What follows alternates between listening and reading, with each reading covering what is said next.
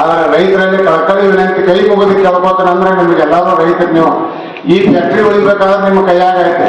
ನೀವೆಲ್ಲರೂ ಕೂಡಿಸಿದ್ರೆ ಇದನ್ನು ಉಳಿಸ್ಬೇಕಂದ್ರೆ ಉಳಿಸ್ತೀರಿ, ಇಲ್ಲಪ್ಪ ಅಂದ್ರೆ ಬ್ಯಾಡ ಇಲ್ಲ ಅಂದ್ರೆ ನಿಮಗೆ ಪ್ರಾಡದಲ್ಲ ಬೇಕಾಗಿದ್ರೆ ನಾವು ಏನು ಮಾತಾಡ್ಲಕ್ಕೆ ಬರಂಗಿಲ್ಲ ನನಗೆ. ಯಾಕಂದ್ರೆ ನಾನು ಒಬ್ಬ ಕೋಪರಿ ಫ್ಯಾಕ್ಟ್ರಿ ಅಧ್ಯಕ್ಷ ಆಗಿಸಿದ್ರೆ ನಾನು ಮಾತಾಡೋದು ಅಷ್ಟೇ. ಆದ್ರೆ ಮುಂದಿನ ದಿನಮಾನದಾಗ ಈ ಫ್ಯಾಕ್ಟ್ರಿ ಉಳಿಬೇಕಾದ್ರೆ ನೀವೆಲ್ಲರೂ ಕೈ ಜೋಡಿಸಿದಾಗ ಆಗ್ತದ. ಯಾಕಂದ್ರೆ ನೀವೆಲ್ಲರೂ ವಾಸನ ಸರಿಯಾಗಿ ಕೊಟ್ಟಿದ್ರಿ ಅಂದ್ರೆ ಈ 35 ಕೋಟಿ ರೂಪಾಯಿ ಲಾಸ್ ಬರ್ತಿದ್ದಿಲ್ಲ.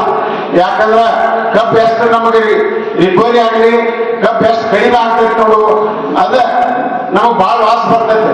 ಈಗ ನಾವು ಯಾವುದೋ ವಿಷಯದಾಗ ತಗೊಂಡು ಬಡ್ಡಿ ತುಂಬಬೇಕಾಗ್ತೈತೆ, ಊರಲ್ಲಿ ಮಾಡ್ಬೇಕಾಗ್ತೈತೆ, ಪಗಾರ ಕೊಡ್ಬೇಕಾಗ್ತೈತೆ. ಎಲ್ಲ ನಾವು ಮಾಡೋದು ಯಾವ್ದು ಬಂದ್ ಮಾಡ್ಲಕ್ ಬರಂಗಿಲ್ಲ.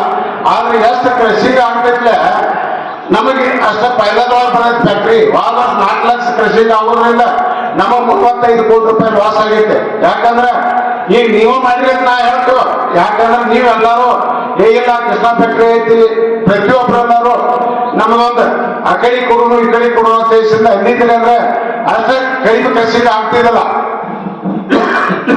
ಫ್ಯಾಕ್ಟ್ರಿ ನಿಮ್ಮ ಕೈಯಾಗ ಉಳಿಬೇಕಾದ್ರೆ ರೈತರ ಫ್ಯಾಕ್ಟ್ರಿ ಕಟ್ಟಿದ್ದೈತಿದ. ಯಾರು ನಮ್ಮ ಆಡಳಿತ ಮಂಡಳಿ ಅವ್ರದಲ್ಲ, ನಮ್ದು ಅಲ್ಲ, ಇಲ್ಲಿ MD ಅವ್ರದಲ್ಲ, ಇಬ್ರು MLA ಅವ್ರದಲ್ಲ, ಎಲ್ಲ ರೈತರ ಫ್ಯಾಕ್ಟ್ರಿ ಐತಿದ. ನೀವು ಕಾಯ್ಕೊಂಡು ಹೋಗ್ಬೇಕಾದ್ರೆ ನಿಮ್ ಕರ್ತವ್ಯ